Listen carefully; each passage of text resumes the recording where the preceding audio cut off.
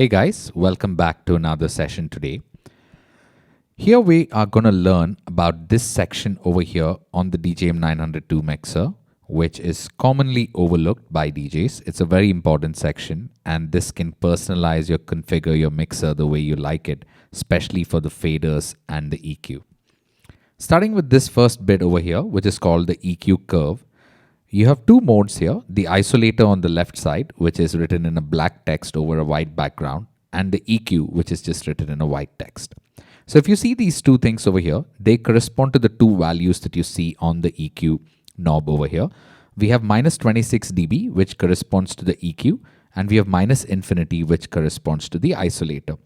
So these decide how steep your cut is going to be when you use your EQ to cut something. We already know that the EQ is used as a volume knob for different pockets of frequencies. We have the low, mid, and the high frequency. So based on how you've set your EQ curve, your EQ knobs are going to behave proportionally to that. So let's check it out and see how they behave. So I'm going to load up a track, have it on loop, and sort of mess around with the EQ.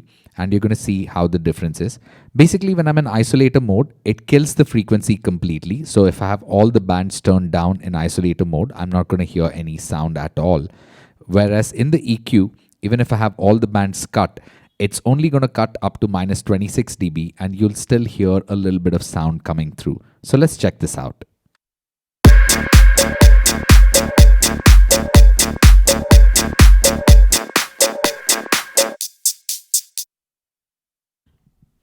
Now that's your isolator mode, where I can cut all the frequencies completely, and I can even just bring in one frequency in isolation if I want to, like this.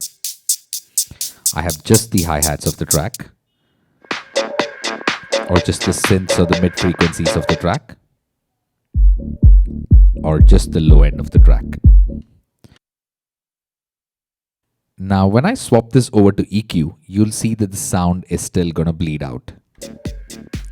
I'm in EQ mode, which means each frequency is only cut up to minus 26 dB, thereby allowing the sound to come through.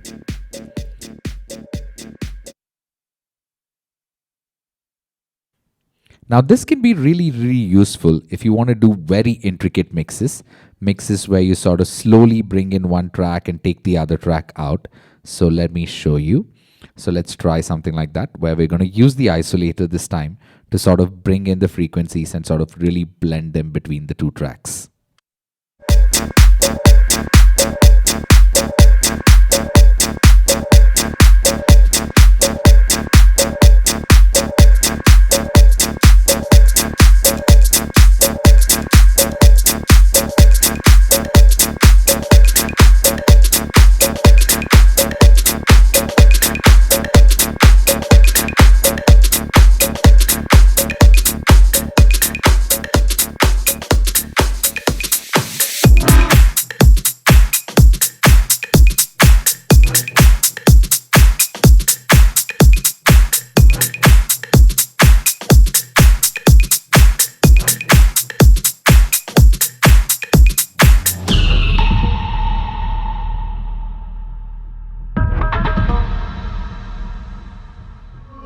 Put a one in the air, put a two in that put a one in the air, put a two in that I wanna see you drop.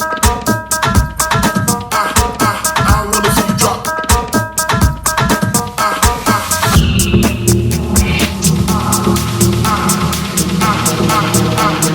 I wanna see you drop.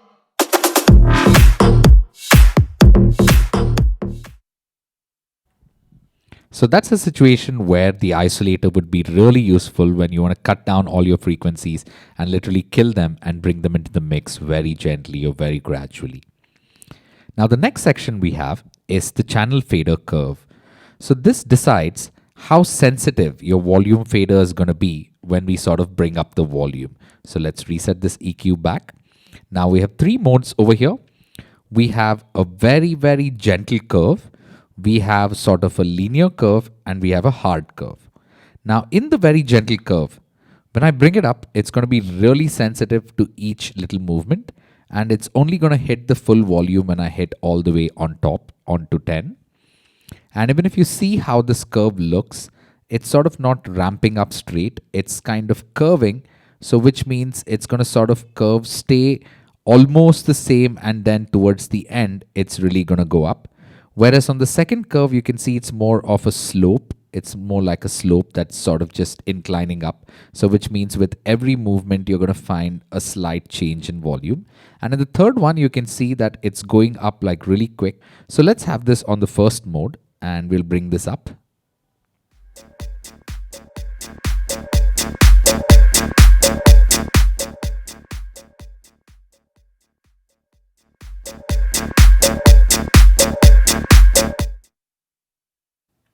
Now let's go on the second mode.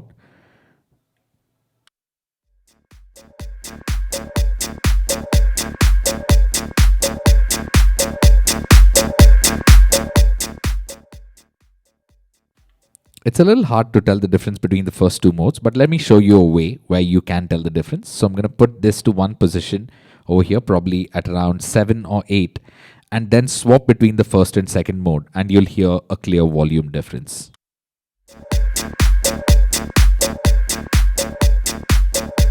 So I have it in the first mode where it's a tad bit softer. Now I'm going to go to the second mode where you're going to hear it bump up a little bit.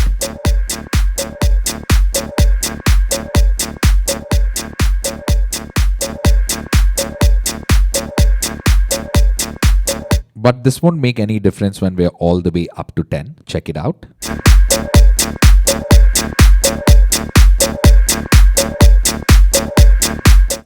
Now we'll go to the final mode.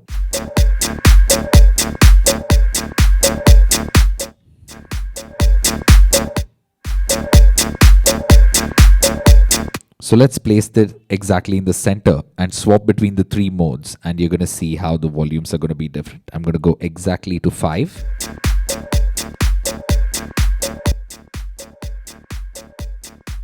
So we have it on the first mode where the volume level coming out at 5 position is quite soft. I have the second mode where it's a lot louder, and the third one which is even more louder at the same position. So it's very important to set this up the way you prefer when you like to mix. If you're somebody who likes to do very long transitions and sort of, bring in tracks very slowly, I would recommend using the first or the second mode. If you're somebody that uses the decks, in a very quick way, sort of just to fade and cut and do things like that, then the third mode could be really useful. And the final section here is the crossfader curve. This decides how the crossfader is going to behave. This is this little guy over here. In order to use the crossfader, the first thing you want to do is assign the crossfader to 2 channels. So let's go ahead and assign it. I'm going to assign channel 1 to crossfader A and channel 2 to crossfader B. So now when I put these 2 channels up,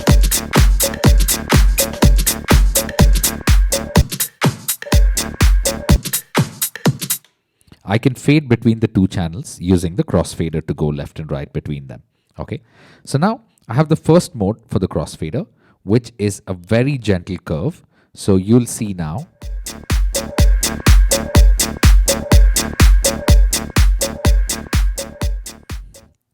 As I move the fader towards B, it's cutting off very smoothly. It's bringing it from 0 all the way to full on this side. Now if I go to this curve, you're going to see that it's going to be a little more steeper. So I can put it here and just swap. You see, it's softer on the rightmost curve versus the center one, which is sort of a little more pushed in. And then we have the first one, which is a very sharp curve. So over here, all I got to do is just move the fader a little bit and I'll get the sound coming in.